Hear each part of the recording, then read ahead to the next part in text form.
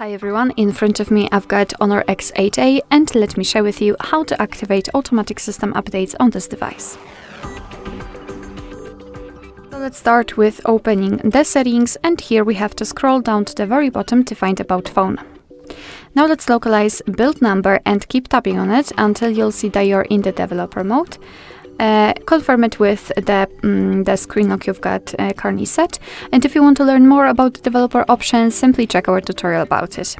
So now we can go back to the general settings and enter system and updates, and now tap on developer options, which we've just activated. Here all we have to do is to scroll down just a little bit to find this option, automatic system updates, and as you can see in my case it is turned off, so simply tap on the switcher, and from now on, since this option is active, your device will apply the updates whenever it will be restarted, so you do not have to manually update your device. However, remember about restarting it from time to time so it will have a chance to download and apply the updates. You can turn it off the same way just by tapping on the switcher again. Alright, so that will be all. Thank you so much for watching. I hope that this video was helpful, and if it was, please hit the subscribe button and leave the thumbs up.